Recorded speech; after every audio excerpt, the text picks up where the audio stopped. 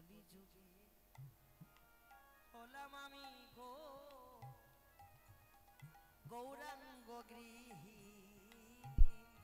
ও গো কলি যুগে হলাম আমি গৌরাঙ্গ গৃহিণী। যৌবন বা ও সে স্বামী হলো বৈরাগী, আমি চার যুগে রাধে রাধে সচি মাতা গো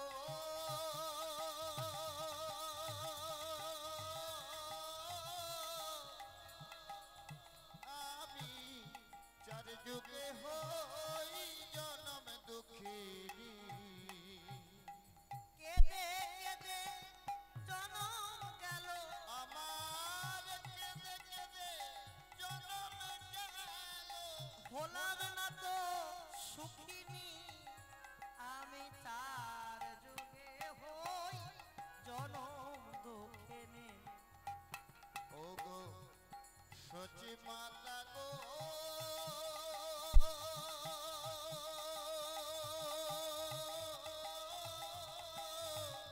আমি চার যুগে হই জনম দুঃখিনী।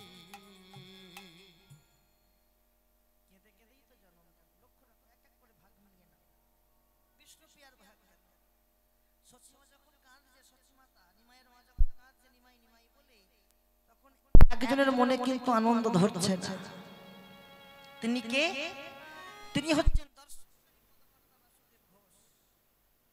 বাসুদেব ঘোষ সচিমাকে বলছে, মা তুমি কাঁদো, তুমি আরো কাঁদো, তুমি যত কাঁদবে তত আমার আনন্দ হবে।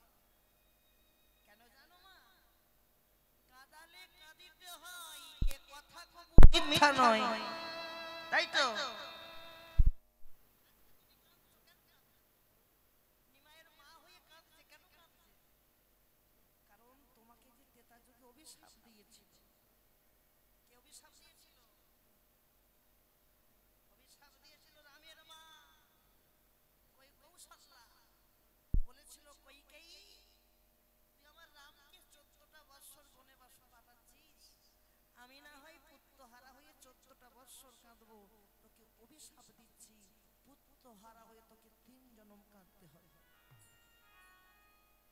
প্রথম জন্ম হবে তুই হবি ইন্দ্রদম্ন রাজার স্ত্রী, তোর নাম হবে রানী গুন্ডিচা। তোর পুত্র হবে 18 খানা পুত্র। ওই একই রাতে রক্ত বমি করে তারা মারা যাবে। আর ওই 18 খানা পুত্র থেকে সৃষ্টি হবে পুরীধামে, ক্ষেত্রে জগন্নাথ ধামে 18 নালা। পুরীধাম গিয়েছেন কখনো? পুরীধাম তোমার জাননি? 18 নালা আছে, 18 নালা। হ্যাঁ আচ্ছা আচ্ছা, হ্যাঁ ওই 18 নালার সামনে যখন তুই বসে বসে হাপুত্র বলে কাঁদবি, সেই দিন যদি কোনো বৈষ্ণব দর্শন করতে যায়, বৈষ্ণবের কৃপায় তুই উদ্ধার হবি। এটা একটা জন্ম। আরো বলি শোন, তোর জন্ম হবে তুই হবি বসুদেবের স্ত্রী। বসুদেবের স্ত্রীর নাম কি? নাম কি? দেবকী। বসুদেবের স্ত্রী কৃষ্ণের মায়ের নাম, যে কৃষ্ণের মা তো দুটো। কৃষ্ণের মা কটা? দুটো, কিন্তু আরেকটা মা আছে, 3টে মা আছে। 3টে মাটা পরে বলি, যেটাকে শোনেন। বসুদেবের স্ত্রী তোর নাম হবে দেবকী। দেখেন নামের সঙ্গে কি মিল, দেখেন দেবকী। তোর প্রথম 7টি সন্তান হবে। ওই 7টি সন্তানকে তোর নিজের দাদা কংস চোখের সামনে হত্যা করবে, কিচ্ছু করতে পারবে না। তারপর 8ম গর্ভে সন্তানকে জন্ম দিবি, কিন্তু পালন করতে পারবি না, সে মানুষ হবে অন্যের ঘরে। তুই সেদিন সর্বহারা হয়ে কেঁদে কেঁদে বলবি, আমি আর দেবকী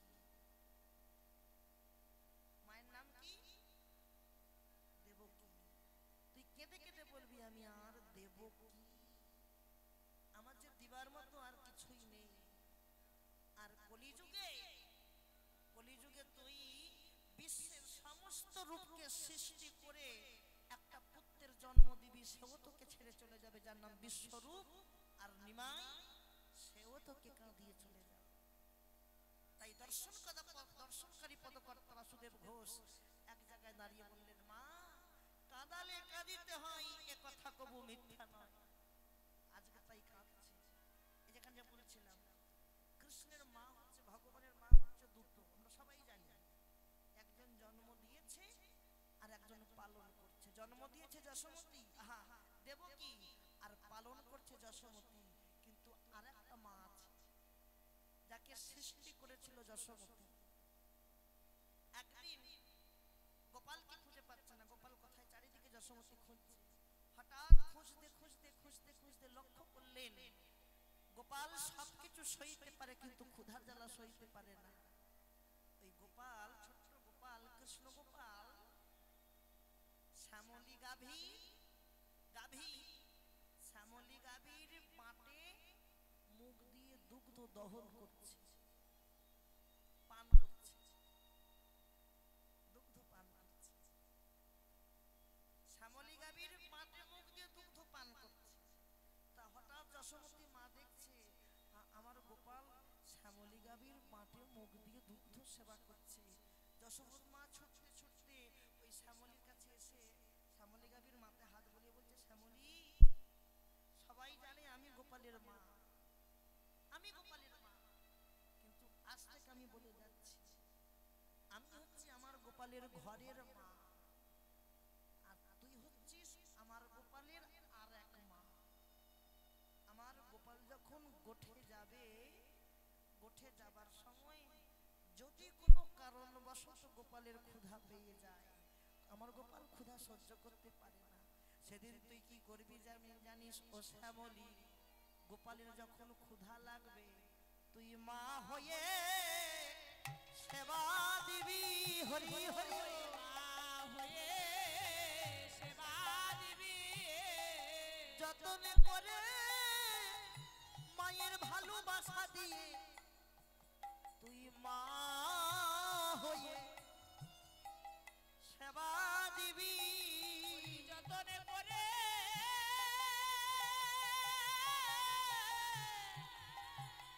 মায়ের ভালোবাসা দিয়ে তুই মা হয়ে সেবা দিবি, যতন করে মায়ের ভালোবাসা দিয়ে মা হয়ে সেবা দিবি, যতন করে ভালোবাসা দিয়ে মা হয়ে সেবা দিবি, মা হয়ে সেবা দিবি। এই হচ্ছে মা। কি বাবা, তাই আস্বাদন করুন। সচিনন্দন গৌর হরির ভাব বোঝা গেল না, তাই এক জায়গায় বললেন, দেখো দেখো প্রেম জলে ডোবো ডোবো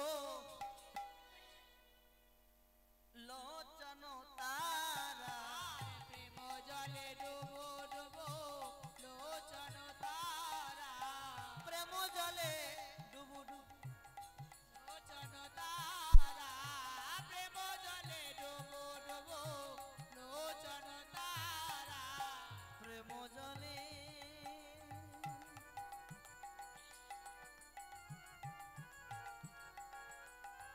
প্রেম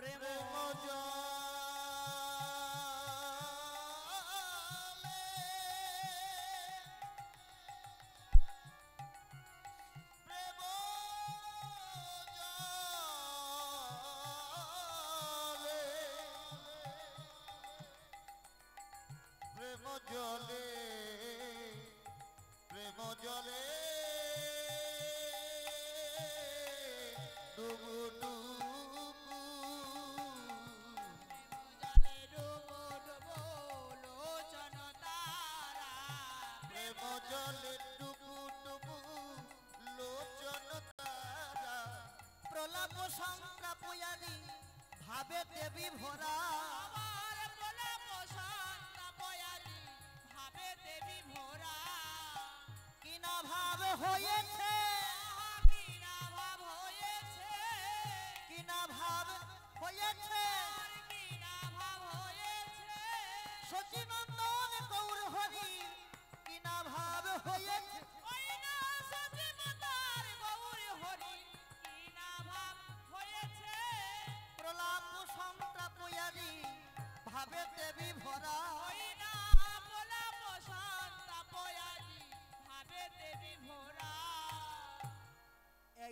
উদ্ধারিনু যত নর নারী আমার এই রূপে উদ্ধারিনু যত নর নারী এই রূপে উদ্ধারিনু যত নর নারী বলি এই রূপে উদ্ধারিল যত নর নারী এ রাধা মোহন কহে না হলো হামারি আমার রাধা হরি হরি বল না হলো আমার বলি এ রাধার মন কহে না হলো হামারি এই রূপে উদ্ধারিল যত নর নারী এ রাধা মোহন কহে এ রাধা মোহন কহে না হলো হামারে আরে না হলো হামারি রে এ মোহন কহে না হলো হামারি রে এ রাধা মোহন কহে না হলো হামারি রে রাধা মোহন কহে না হলো হামারি রে রাধা মোহন কাহে না হলো হামারি রে ও মোহন কাহে না হোয়া হামরি রে রাধা মোহন কহে না হলো হামারি রে রাধা মোহন কহে না হলো হামারি রে রাধা হরি মোহন হরি হরি হরি বল না হলো হামারি রে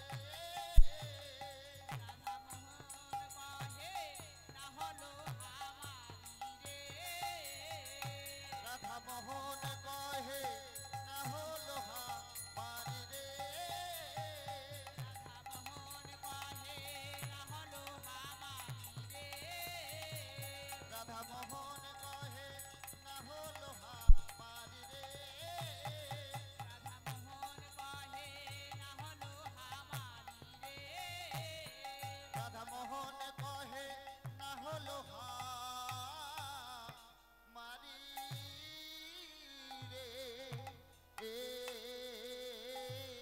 এ এ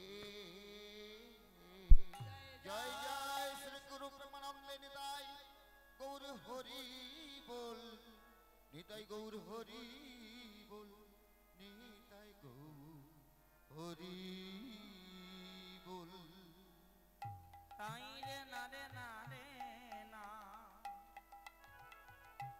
তাই রে না রে না রে না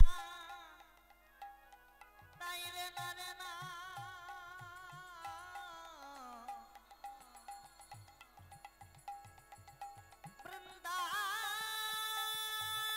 বৃন্দাবনের আকাশে মধুর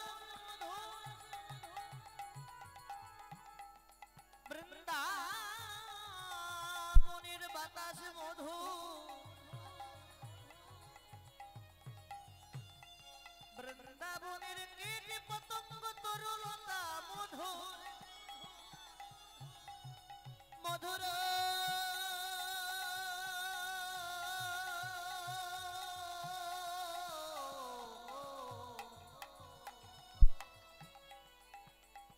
মধুর শ্রীধাম বৃন্দাবনের পিতানন্দ মধুর মাতা যশোমতী মধুর এই নব বৃন্দা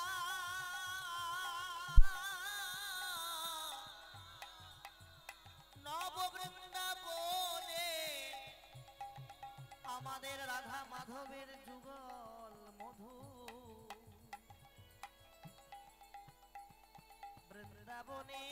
বৃন্দাবনের সখাগণ মধুর বৃন্দাবনের সখীরা মধুর মধুর হতে হতে রাধা মাধবীর যুগল লীলা মধু এই আসরে বৈশা যতই আমার গৌরের দাস নিতাইয়ের দাস তাহারা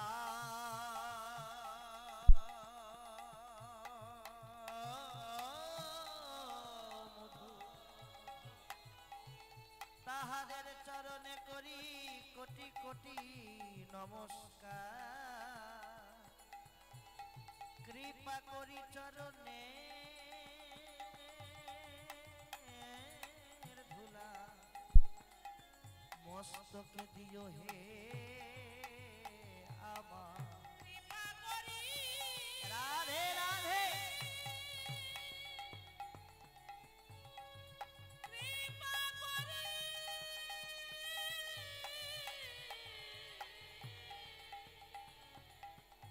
চরণে ধুলা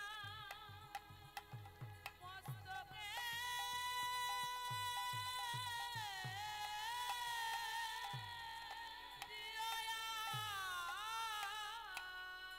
জয় জয় শ্রী রাধে। এতক্ষণ ছিলাম কোথায় কোথায় ছিলাম পাখিয়ালা হরিবাসন ছিলাম এইদিকে মুখ করো। হ্যাঁ, এতক্ষণ কোথায় ছিলাম মা হ্যাঁ বলে কি কয় এতক্ষণ ছিলাম তো বৃন্দাবন সিধাম নবদ্বীপ ধাম এবার যাব কোথায় বৃন্দাবন বৃন্দাবনে সবাই যাবেন তো বৃন্দাবনে কারা কারা যাবে না হাত তোলো দেখি একবার বললাম কারা কারা যাবেন না হাত তোমাকে তো বলা হয় তোমাকে পরে তোমার নাম বলতো সবাই নাম তো বলা হয়নি সবাই মিলে যে কজন আছি যে কজন আছি সেই কজনই যাব কণ্ঠে কণ্ঠ মিলিয়ে বাহু তুলতে তো শুনছো রাধা রানী কি শ্যাম সুন্দর কি বৃন্দাবনে যে যাবো মা সকাল থেকে ভাবছি মনটা বায়না ধরছে কীর্তন শুনতে যাবো সকাল থেকে ভাবছি না দেখি কেমন কীর্তনিয়াগুলো এনেছে দেখি একবার দেখে আসি ভাবছি না যাবো তো তাহলে আগে কে আসে আগে মন চলে আসে যেখানেই যাবার কথা হোক না কেন মনটাকে চলে যায় আজকে তাই হয়েছে আমার মন মানে না মন মানছে না যাবে কোথায় যাব বৃন্দাবনে আমার সবাই সবাই তালি দিয়ে যাব বৃন্দাবনে আমার মন মানে না যাব বৃন্দাবনে আমার মন মানে না যাব বৃন্দাবনে আমার মন মানে না যাব বৃন্দাবন হরি হরি হরি আমার মন মানে না যাব বৃন্দাবনে নয়নে রিব সদাই আবার নয়নে দিব সদা আমি নয়নে রিব সদাই নয়নে দিব সদা যুগল চর আমার রাধে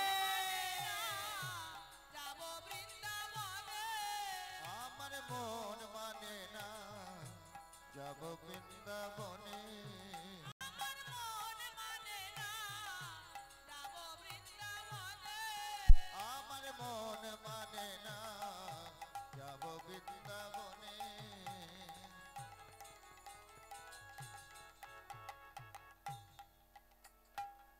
রাস বিহারী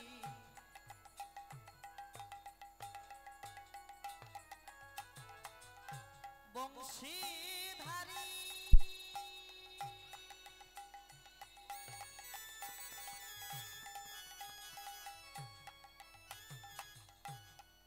মদন মোহন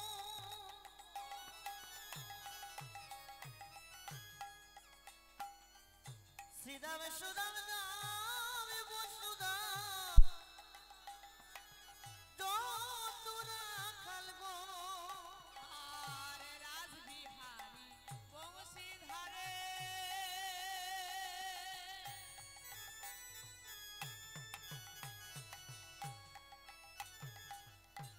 মদন মোহন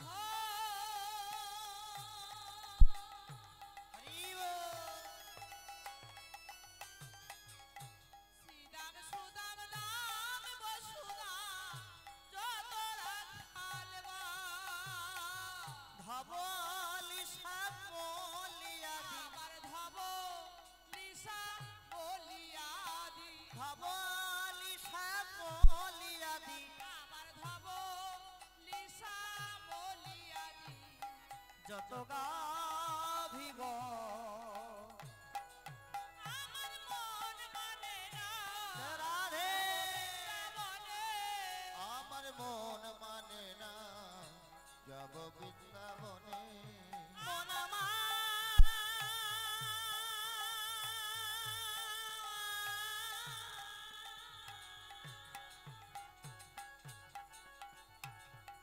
ওরে পাগল মনামা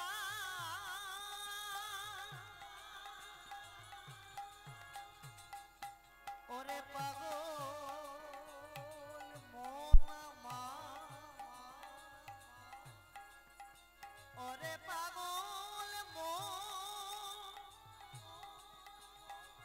একবারে চল চল বৃন্দাবন ধাম ওরে হরি হরি হরি হরি বল। পাগল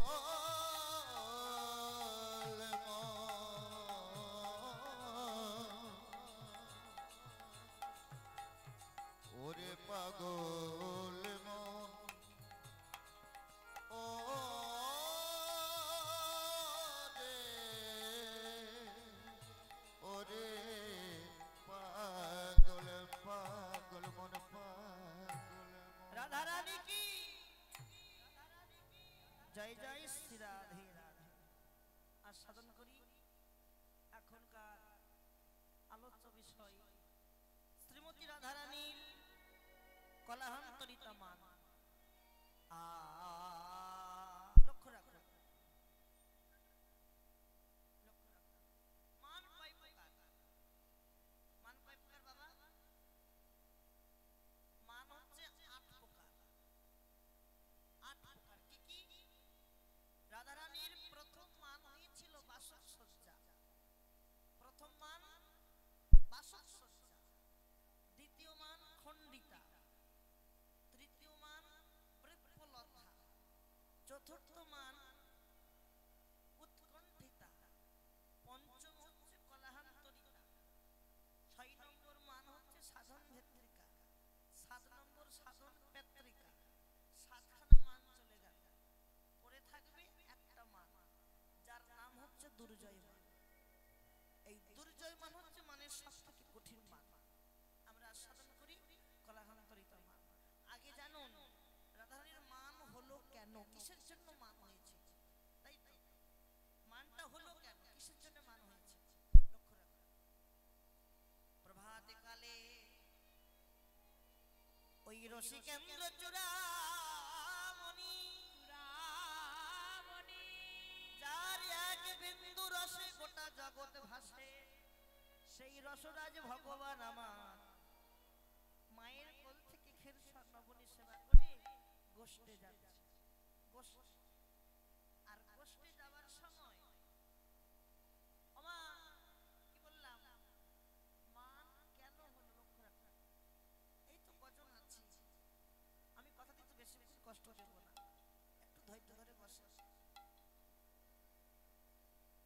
গোষ্ঠে যাওয়ার সময় রাধারানী নিজ মন্দিরে বসে আছে ঘর থেকে বাহির হতে পারছে না আর ভগবান বাঁশিখানা বাজাতে বাজাতে চলে যাচ্ছে ইঙ্গিত করতে করতে যাচ্ছে ইঙ্গিত করতে করতে যাচ্ছে বাঁশি তো বাজাচ্ছে বাঁশি বাজাচ্ছে কিন্তু বাঁশির ধ্বনি রায়ের কানে যাচ্ছে কিন্তু রায় আসতে গুরুজনের মাঝখানে বসে আছে, আসতে কি পারে? আসতে পারে।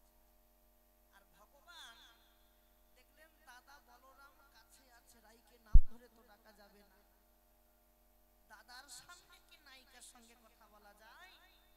তাই ইঙ্গিতে ইশারায় প্রীতি করছে। ইঙ্গিতটা কি? দেখেন, কথা না বলেও প্রেম প্রীতি করা যায়, কথা না বলেও প্রীতি করা যায় ইঙ্গিতে। ভগবান কি করলেন? মাথার একটা কেশ পরশ করেছে। কি পরশ করেছে? কেশে কি? বাহ! কেশ পরশ করতেই ইঙ্গিতে বুঝিয়ে দিলেন, রাই তুমি কেশর কুঞ্জ সাজাও। রাধারানী ইঙ্গিতে প্রশ্ন করলেন, বধূ আমি নয় কুঞ্জ সাজালাম, তুমি আসবে কখন? ভগবান আবার ইঙ্গিত করলেন, আমি কখন আসবো জানো? এই হাতের 10টি আঙুলকে খাড়া করেছে, এইভাবে 10টি আঙুল রেখেছে। কি বোঝা গেল কখন আসবে? 10টা নয়, আমি আসবো নিশির 10 দণ্ডে। দণ্ড মানে ভোরের বেলায় তুমি কুঞ্জখানা সাজাও। ঠিক রাত্রি শেষ হবে সেই রাত্রে আমি ঢুকবো। রাত্রি 12টার পর রাত শেষ হয়ে যায়, প্রথম রাত শুরু হয়, আমি সেই রাত্রে গমন করব। রাধারানী কি করলেন? গোবিন্দের কথা মতো, বধূর কথা মতো যতন করে কুঞ্জখানা সাজিয়ে বসে আছে, এই বধূ আসবে, এই বধূ আসবে। কিন্তু ওদিকে আর এক হয়েছে কাল। কি কাল হয়েছে? রাধারানীর বোনের নাম কি? চন্দ্রা। রাধারানীর বাবারা হলেন 3 ভাই, বিশ্বভানু, চন্দ্রভানু, সুভানু। বিশ্বভানুর কন্যা রাধারানী, চন্দ্রভানুর কন্যা চন্দ্রাবলী, আর সুভানুর পুত্র হচ্ছে সুবল। তা চন্দ্রাবলীর আবার দাসী আছে, যার নাম হচ্ছে পদ্মা। পদ্মা সংবাদ পেয়েছে যে আজকে রাধার কেশর কুঞ্জে প্রাণ গোবিন্দ যাবে। সঙ্গে সঙ্গে পদ্মা সংবাদটা চন্দ্রার কর্ণে পৌঁছে দিল। চন্দ্রা, যদি পারিস তো আজকে বধূকে ধরে রাখ, আজকে তোর বধূ যাবে ওই তোর দিদির কুঞ্জে। বেশ, চন্দ্রাবলীর কথা মতো, পদ্মাবতীর কথা মতো চন্দ্রাবলী আমার ওই রাতের অন্ধকারে আড়ালে দাঁড়িয়ে আছে গোবিন্দকে ধরবে বলে। আর ভগবানও কিন্তু রসিকেন্দ্র চূড়ামণি তিনি কি করলেন? চন্দ্রার কুঞ্জটা পার হবার সময় বলছে নপুর, ভগবানের পায়ে কে ছিল? নপুর ছিল। নপুরকে বলছে, নপুর, এই নপুর তুই এমন করে বাজিস না, এমন করে বাজিস না। তুই যদি বাজিস, তুই যদি রুনু ঝুনু করে বাজিস, তোর ওই ধ্বনিতে আমার চন্দ্রার নিদ্রা ভেঙে যাবে, তুই বাজিস না। নপুরকে বাজতে নিষেধ করছে। লক্ষ্য রাখো, এই নপুরের সঙ্গে ভগবানের মাথায় কে থাকে? মাথায় কে থাকে? হ্যাঁ, ময়ূরপুচ্ছ, চূড়া। ময়ূরপুচ্ছ থাকে, চূড়াও থাকে। তাই এই নপুরের সঙ্গে একদিন চূড়ার ঝগড়া হয়েছিল। নপুরের সঙ্গে চূড়ার বিবাদ। নপুর বলছে আমি বড়, আবার চূড়া বলছে আমি বড়। নপুর বলছে আমি বড়, চূড়া বলছে আমি বড়। কি করা যাবে? চূড়া বলছে কি, নপুর তুই কখনো বড় হতে পারিস না, তুই কখনো বড় হতে পারিস না। দেখ চূড়া, দেখ নপুর, আমি হচ্ছি বড়, আমি বড় বলে আমি আমার ভগবানের মাথার উপরে থাকি। চূড়া ভগবানের মাথার উপরে থাকে, আর নপুর পায়ে থাকছে। তুই সবার ছোট বলে আমার গোবিন্দের পায়ের তলায় থাকিস, কখনো বড় হতে পারিস? তুই কি কখনো বড় হতে পারিস? নূপুরের মনটা অন্ধকার করলো, অন্ধকার, মনটা ভীষণ খারাপ হয়ে গেল। আর আজকে বিচার করছে, বিচার কে বিচার করছে? আজকে বিচার করছে হাতের বাঁশি, হাতের যে বাঁশি, বাঁশি বিচার করছে। বাঁশি নূপুরকে বলছে, নূপুর তুমি দুঃখ করো না, তুমি কি ছোট হতে পারো? তুমি কি ছোট হতে পারো নূপুর? কেন জানো? যে চরণ পাবার জন্য কত যোগী মুনি ঋষি যুগ যুগ সাধনা করে যে চরণ পায় না, কত সাধক সাধিকা সাধন ভজন করে যে চরণে পেল না, তুমি সেই চরণে বিরাজ করো। ওগো নূপুর তুমি কি ছোট হতে পারো? হরি হরি ওরে তুমি কি ছোট হতে পারো? তুমি কি ছোট হতে পারো?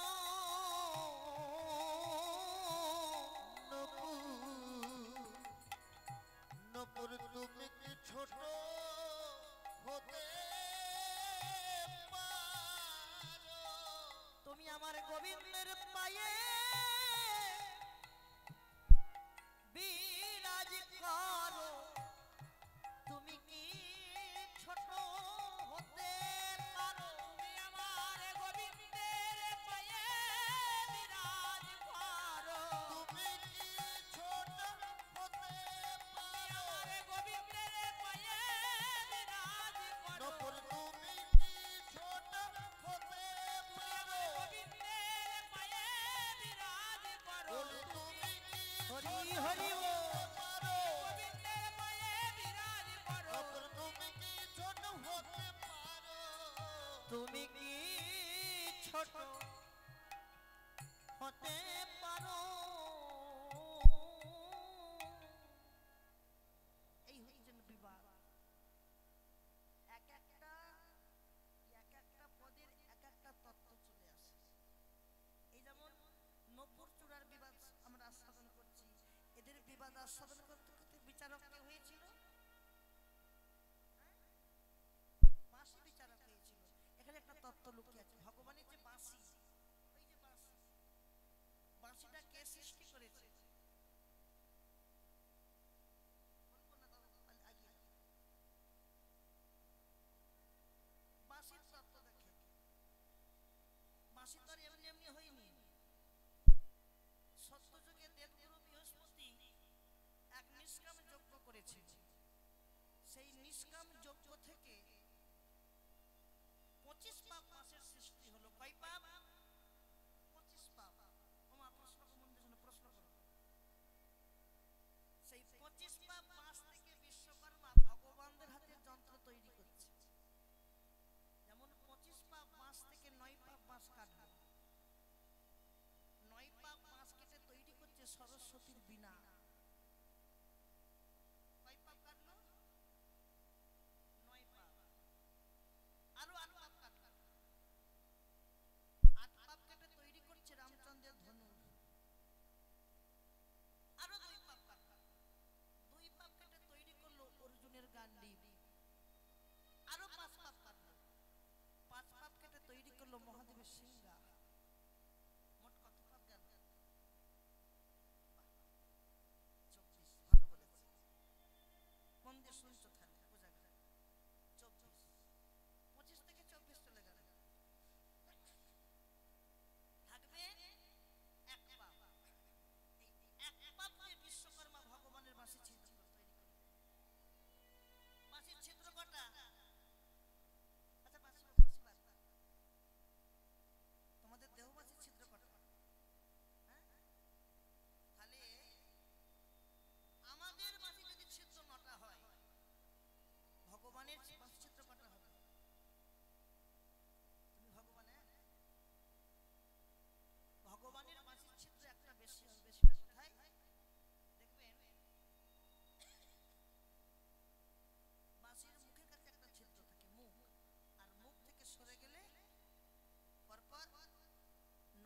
স্বরছিদ্র থাকে। 9 এর সঙ্গে 1 যোগ করলে 10টা ছিদ্র। এই 10টা ছিদ্রের আবার তত্ত্ব আছে, ব্যাখ্যা আছে। এই 10টা ছিদ্র ভগবান কখন কোন কাজে ব্যবহার করে? ছিদ্রের আর এক নাম রন্ধ্র। ভগবান যখন প্রথম রন্ধ্রে বাঁশি বাজায় কি হয়? প্রথম রন্ধ্রেতে যাই পাশানো গলিয়া, দ্বিতীয় রন্ধ্রে ধবলি ফেরে উচ্চমুখী হইয়া, তৃতীয় রন্ধ্রেতে মায়ের মন প্রবোধ মানায়, চতুর্থ রন্ধ্রে শ্রী যমুনার জল উজানে বহায়, পঞ্চম রন্ধ্রেতে যোগীর যোগ ভঙ্গ হয় জানি, ষষ্ঠ রন্ধ্রেতে গোপিকার প্রাণ করে টানাটানি, সপ্তম রন্ধ্রেতে মৃত তরুর মঞ্জুরিত হয়, অষ্টম রন্ধ্রেতে পশু পক্ষী সকলে ফিরায়, নবম রন্ধ্রে শব্দ আনিবার বিমোহন, দশম রন্ধ্রেতে প্রাণদান পাইত সখা। এটা কোন পদকর্তার লেখা? শ্রী গোবিন্দ দাস বলে করুণার বাসী শ্রবণে প্রবৃত্ত হয় উদ্ধার পরশী, নাম ভজ নাম চিন্ত নামে পরশার, নামের মহিমায় আবার লাগলো যেই নাম সেই কৃষ্ণ ভজ নিষ্ঠা করি, নামের সহিতে আছেন আপন শ্রীহরি। এই বৃন্দাবন নয় রে ভাই, আর এক বৃন্দাবন আছে, এই বৃন্দাবন নিয়ে যাবে সেই বৃন্দাবনের কাছে। দেহের মাঝে কৃষ্ণ আছে, যেতে হয় না মন্দিরে, ঘরে বসে ভজন করো পাবে যে তারে। বলি দেহের মাঝে কৃষ্ণ আছে, দেহের মাঝে কৃষ্ণ আছে, দেহের মাঝে কৃষ্ণ আছে, দেহের মাঝে কৃষ্ণ আছে। সাবধান, দেহের মাঝেই তো কৃষ্ণ থাকে। কৃষ্ণ থাকে কোথায়? কোথায় কৃষ্ণ থাকে? দেহের মাঝে কৃষ্ণ থাকে। কথা জানে কারা? এখানে যে কজন ভক্ত আছে এদের মধ্যে অনেকেই হয়তো জানে, কিন্তু জেনে অনেকে না জানার ভান করে। কেন? আমি মহাপণ্ডিত, আমার মতন এই জগতে এত জ্ঞান কারণে আছে না? আমার জ্ঞান থাকতে পারে, তুমি অজ্ঞান। কারণ অহংকারে হয় পতন বিনাশ। যদি কখনো মনে অহংকার করে থাকো পতন হবে। দেহের মধ্যেই তো কৃষ্ণ থাকে। একথা কারা জানে জানো? একথা তারাই জানে। কবি চণ্ডীদাস বললেন, কারা জানে? আমি বলছি না, বৈষ্ণব কবি, বৈষ্ণব চূড়ামণি, যার নাম হচ্ছে কবি চণ্ডীদাস। চণ্ডীদাস, যার শ্রীপাঠ নানুর, বীরভূম থানার অন্তর্গত নানুর গ্রাম। এখন এই নানুরে এখন অনুষ্ঠান হচ্ছে চণ্ডীদাসের শ্রীপাঠ বীরভূমে। এই চণ্ডীদাস এক জায়গায় বললেন, একথা কারা জানে জানো? যারা রসিক হয়েছে তাই বললেন, রসিক রসিক সবাই রসিক, কেউ তো রসিক নয়। ভাবিয়া বুঝিয়া কোটিতে দেখো, কোটিতে গুটিকা হয়। রসিক বলিও তারে, বিবিধ মশলা রসেতে মিশাইয়ে রসিক বলিও তারে। রস পরিপাটি সুবর্ণের ঘটি তাহাতে পড়িয়া থাকে, খাইতে খাইতে দিবস রজনী অঞ্জলি পড়িল তাকে। চণ্ডীদাস কই শোনো বিনোদিনী, তুমি তো রসের কূপ, রস না পাইলে রস না বাড়ায় তাহায় বড় দুঃখ। বলে সবাই রসিক সবাই রসিক, সবাই রসিক, সবাই রসিক, সবাই রসিক সবাই রসিক। সবাই রসিক, সবাই রসিক। সাবধান, এ জগতে রসিক কারা জানো? এ জগতে রসিক যে তারা, যেমন রসের তত্ত্ব না জানিলে রসিক বলে না। পঞ্চরসের ভাণ্ড আছে সন্ধান করে দিনা। কি সন্ধান করেছি? পঞ্চরসের ভাণ্ড আছে দেহের ভিতরে, সে যে টক ঝাল মিষ্টি নোনতা নানা জাতির বাইনা ধরে। দেহের মধ্যে টক ঝাল মিষ্টি নোনতা নানা জাতির বাইনা ধরে। একথা কারা জানে? একথা তারাই জানে যারা রসের ভিজানে করে, যারা রসের ভিড়ন করে, যারা রসের ভিজানে করে। যারা রসের ভিড়ন করে। তার প্রমাণ, রসের ভিজান কারা করেছিল? যেমন বিল্লমঙ্গল চিন্তামণি, হরি হরি বল। বিল্লমঙ্গল চিন্তামণি, বিল্লমঙ্গল চিন্তামণি। বিল্লমঙ্গল চিন্তামণি। আর কে করেছিল? চণ্ডীদাস আর রজকিনী। বিল্লমঙ্গল চিন্তামণি, আর চণ্ডীদাস আর যোগিনী বিল্লমঙ্গল চিন্তামণি। তাহলে চন্দ্রাবলী কি করলেন? রাতের অন্ধকারে দাঁড়িয়ে আছে বধূকে ধরবে বলে, আর ভগবান নপুরকে বাঁচতে নিষেধ করছে। চন্দ্রাবলী বলছে, বধূ, ও বধূ, তুমি নপুরকে বাঁচতে নিষেধ করছো? তুমি এই পথে নীতি করো কথাকথি, নপুরের ধ্বনি শোনি। এই পথে নীতি পরবতাগতে নপুরের ধ্বনি শোনে।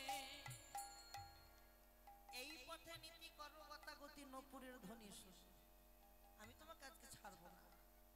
চন্দ্রাবলী ভগবানকে ছলনার আশ্রয় দেখিয়ে নিয়ে চলে গেলেন তার নিজ কুঞ্জে। নিয়ে গিয়ে কি করলেন?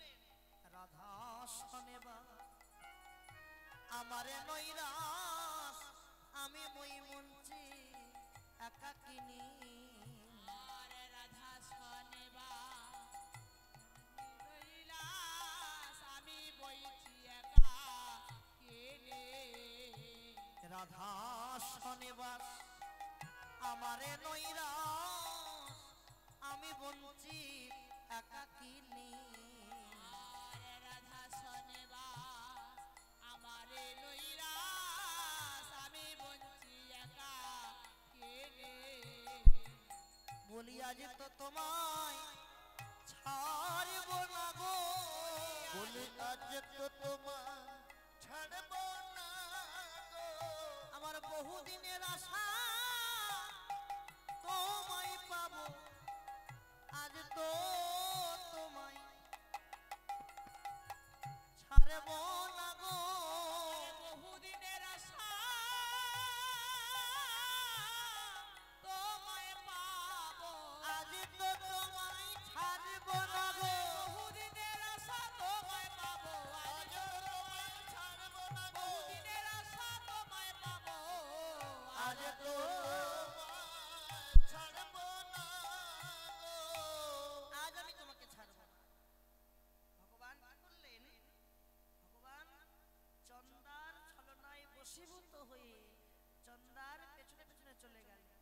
আর যেই গিয়ে দাঁড়িয়েছে মা, সঙ্গে সঙ্গে কি করলেন? ভগবান চন্দ্রাকে আলিঙ্গন করেছে।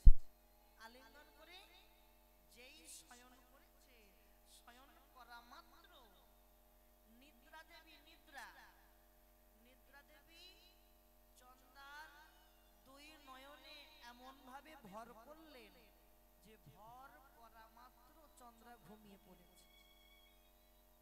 শোনো মা, ভর করা মাত্র চন্দ্রা ঘুমিয়ে পড়েছে।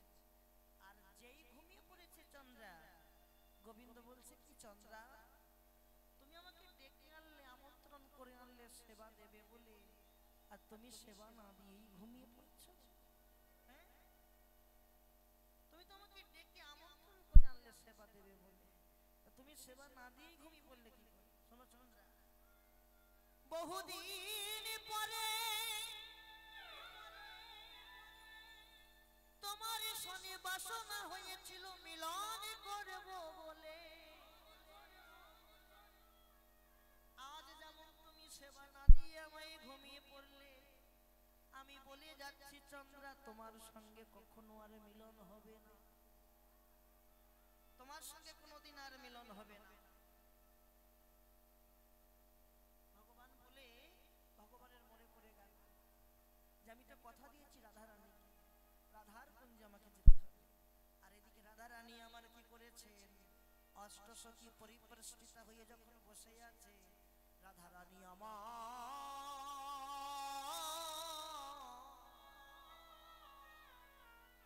যখন দেখলো নিশির 10 দণ্ড পার হয়ে গেল, ললিতা বিশাখার চরণ ধরে বলছে, ললিতা রে, আমার বধূ বলেছিল নিশির 10 দণ্ডে আসবে, কিন্তু 10 দণ্ড দেখতে দেখতে কত দণ্ড পার হয়ে গেল, বধূ আমার এখনো এলো না। ললিতা একবার দেখে আয় না, আমার বধূর কি কোনো বিপদ হয়েছে? সখী সনে কথা গোপন করছে না, ঠিক সেই সময় ভগবান প্রভাতকালে পররমণী রতির ছিদ্র অবস্থা, ভালো করে ভাষাগুলো বোঝো, কি পররমণীর রতির ছিদ্র অবস্থা, ললাটে সিঁদুর ভগবানের, সারা অঙ্গে নখে আচরা, ভগবান যখনই দাঁড়িয়েছে কুঞ্জের সামনে রাধারানী দর্শন করছে, বধূ ছি ছি ছি, এ তোমার কি অবস্থা? তোমার তো আমি এরূপ দর্শন করতে চাইলে, তোমার আমি যেরূপ দর্শন করেছিলাম তোমার সেই রূপ কোথায়? ওগো কে যাসে কি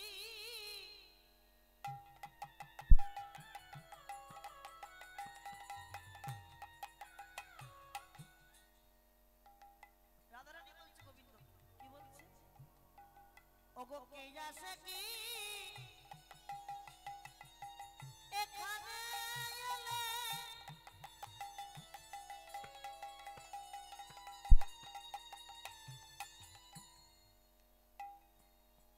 তুয়াহেরি, তুয়াহেরি বলতে তুয়াহেরি মানে তোমাকে হেরে দর্শন, তোমাকে দেখে তুয়াহেরি অঙ্গ জ্বলে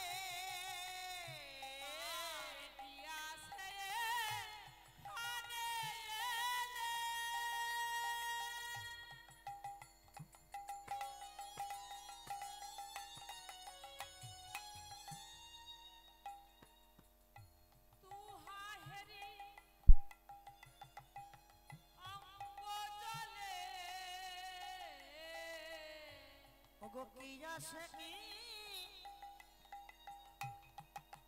কিয়া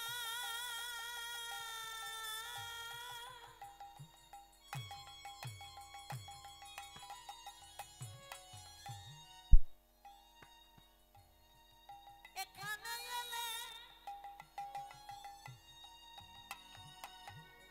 তুয়াহেরি ও বধূ আমার অঙ্গ জ্বলে, আর পিয়াসে আরে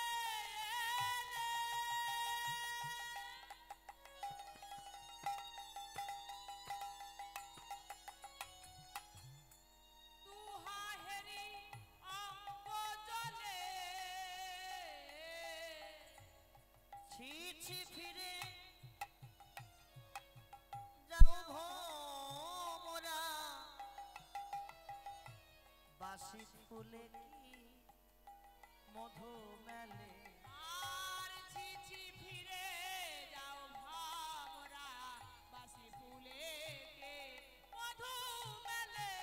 ছি ছি ফিরে যাও ভোমরা, বাসি ফুলে কি মধু মেলে, আর ছিছি ফিরে যাও ভ্রমরা, বাসি ফুলে কি মধু মেলে। বাসি ফুলে মধু মিলবে না গো, ফুলে মধু মিলবে না গো, বাসি ফুলে মধু মিলবে না গো, বাসি ফুলে মধু মিলবে না গো, যেমন এসেছো তেমনি যাও হে, বাসি ফুলে মধু মিলবে না গো, যেমন এসেছো তেমন যাও হে। বাসি ফুলে মধু মিলবে না গো, হরি হরি বল। তেমন যাও গো, বাসি ফুলে মধু মিলবে না গো, যেমন এসেছো তেমন যাও গো, বাসি ফুলে মধু মিলবে না গো। ছি ছি ফিরে যাও ভোমরা, বাসি ফুলে কি মধু মেলে। দেখেন কত সুন্দর সুন্দর মহাজনদের পদ বর্ণনা করা হয়েছে। গোবিন্দ যখন দাঁড়িয়েছে রাধারানীর কাছে, আর রাধারানী দর্শন করে পদ দিচ্ছে, বলছে কি কি আসে কি এখানে এলে বধূ, কি আসে কি এখানে এলে তুয়াহেরি অঙ্গ জলে, জ্বলছে। ছিছি ফিরে যাও ভোমরা, গোবিন্দকে ভোমরা বলছে। ছিছি ফিরে যাও ভোমরা, বাসি ফুলে কি মধু মেলে। ওমা, বাসি ফুলে কি মধু পাওয়া যায়? এখানে বাসি ফুলের কথা বললেন কেন রাধারানী? বলছে এই যে কুঞ্জটা সাজানো হয়েছে না, রাধারানী কুঞ্জটা, কুঞ্জের ফুলগুলো যখন তোলা হয়েছিল টাটকা ছিল। সকাল হয়ে গেলে ফুল তো বাসি হয়ে যায়। বাসি ফুলের মধু পাওয়া যায়? মধু পাওয়া যায় না। অবধূ, বাসি ফুলে যেমন মধু পাবে না, আমার এই দেহটাও বাসি হয়ে গেছে। দেহে তুমি এক ফোঁটা মধু পাবে না। তুমি যেমন এসেছো তেমন চলে যাও।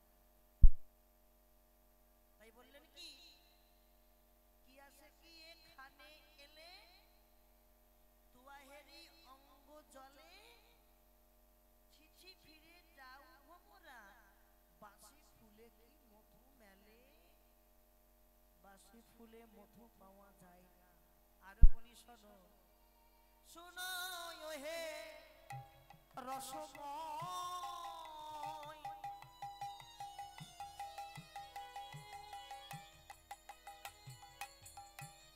একই আশা সুসময়। আরে শোনো হে রস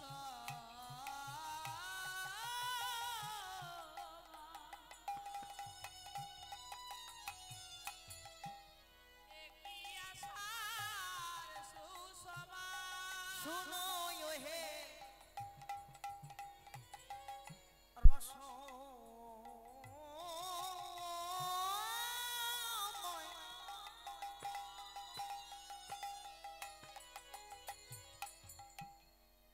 একই আশা সুসময়। আরে শোনো হে রস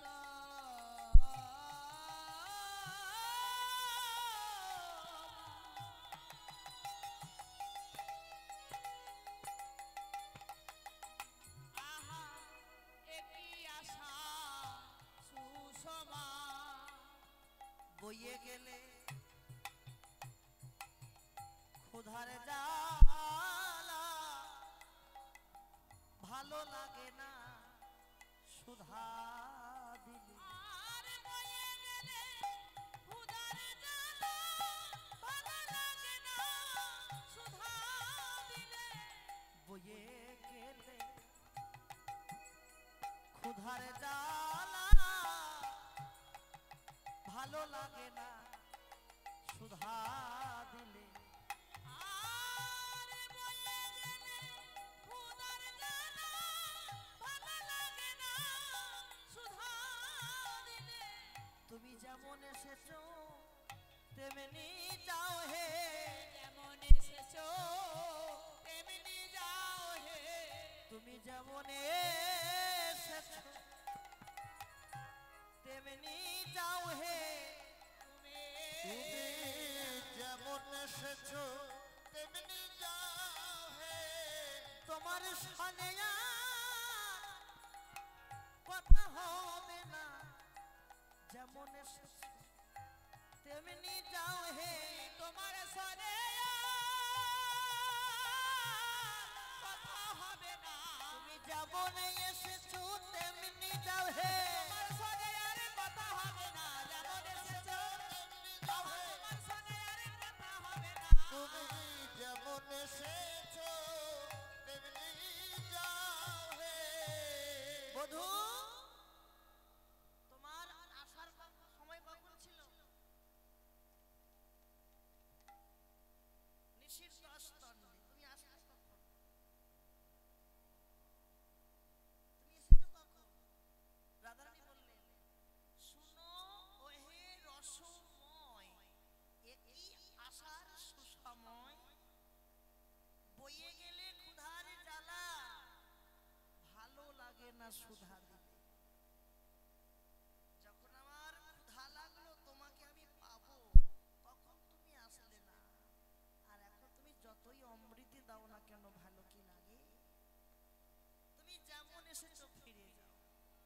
তাছাড়া তোমার এই কপালে রতির ছিদ্র মানে সিঁদুর লেগে আছে, সারা অঙ্গ নখে আচরা, যেন মনে হয় তুমি কোনো রমণীর কাছ থেকে আমার কাছে উঠে এসেছো।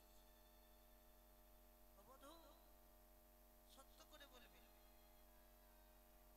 গত রজনীতে কোন কুলে মজেছিলে, আইলে কেন ভাব রাখিতে সখ্য রসের প্রভাত কালে।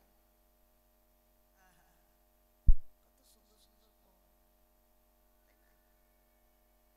গত রজনীতে কোন কুলে মজেছিলে, তুমি কোন কুলে মজেছিলে, কোন নারীর কুলে মজেছিলে, আবার আইলে তুমি ভাব রাখিতে সখ্য রসের প্রভাত কালে।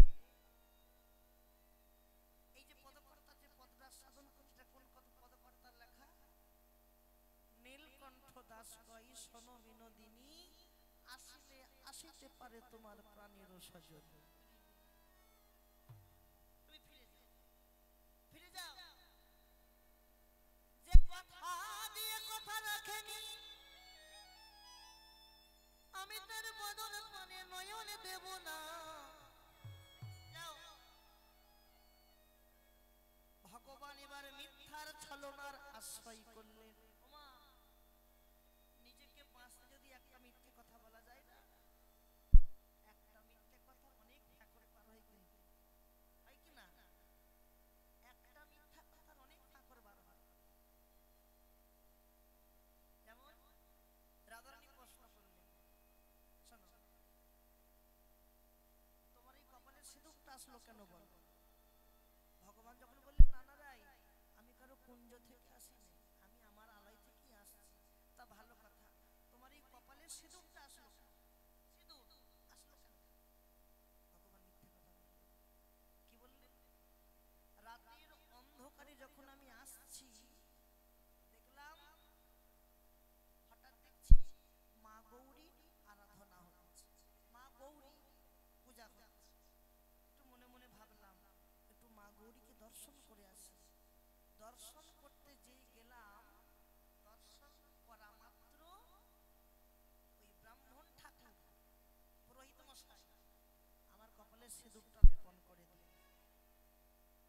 মায়ের প্রসাদে সিঁদুর আমার কপালে দিয়ে দিয়েছে। তাহলে মিথ্যে কথা বলুন না সত্য কথা বলুন? মিথ্যে কথা। একটা মিথ্যে কথার কত ফ্যাকর দেখে। তা নয় গেল, তাহলে তোমার এই সর্ব অঙ্গটা এরকম নখে আচরা কেন? যেন মনে হয় কোনো রমণী পেয়ে তোমাকে সেবা দিতে দিতে তোমাকে আচরে দিয়েছে। আচরা কেন? এটাও ভগবান মিথ্যে কথা বলে।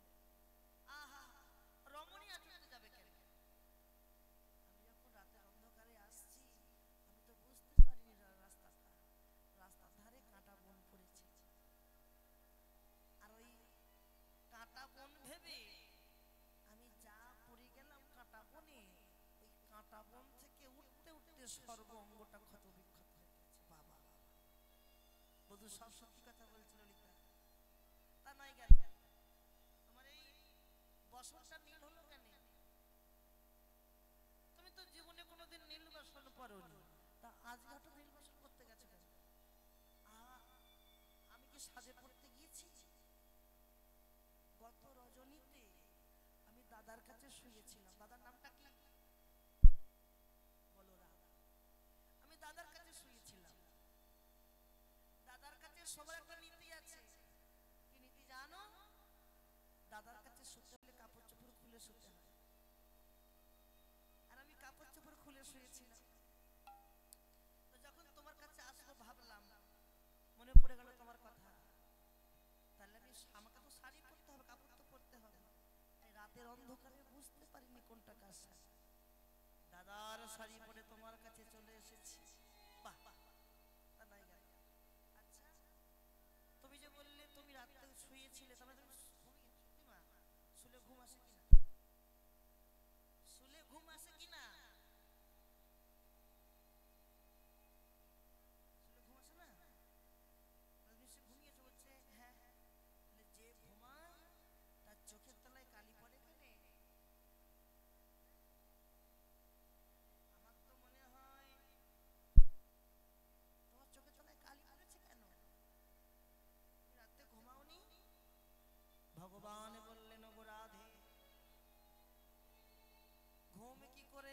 বাসাবে বলো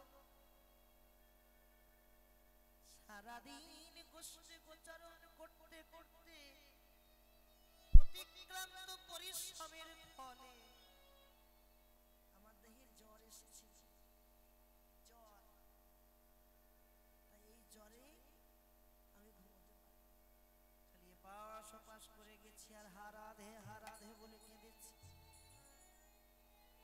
জ্বর এসেছিল জ্বর ও তাই দর্শনকারী পদকর্তা বলল ওগো রাধে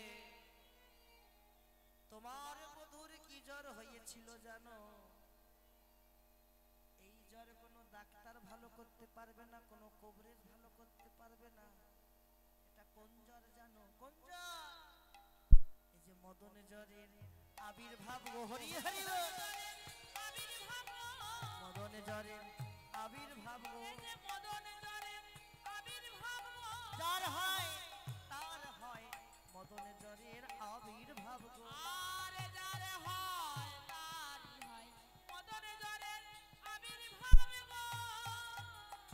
মদন জ্বর মদন মানে কি মদন মানে কি গো?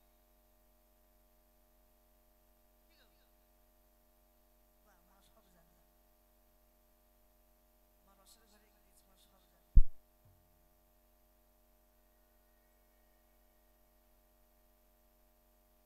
মদন মানে কাম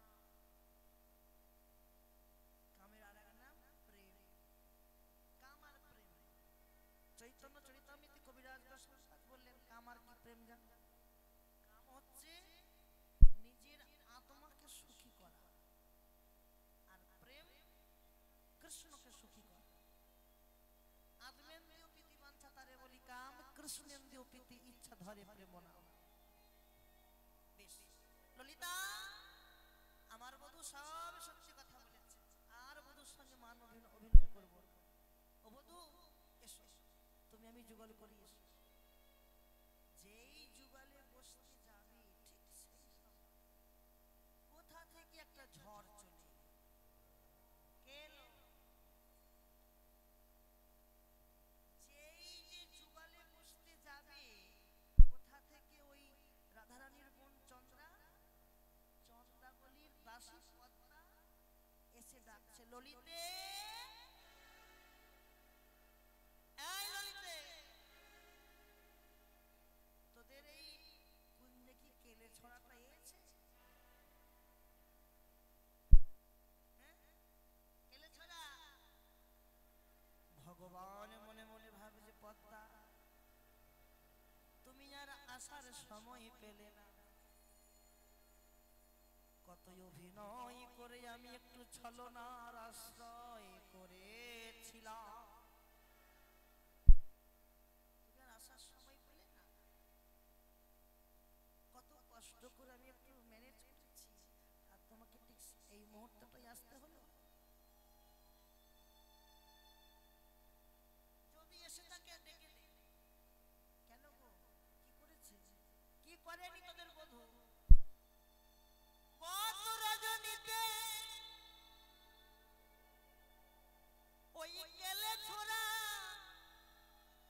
যারা তোরা যাকে বধূ বলে মানি ওই কেলে ছোড়া আমাদের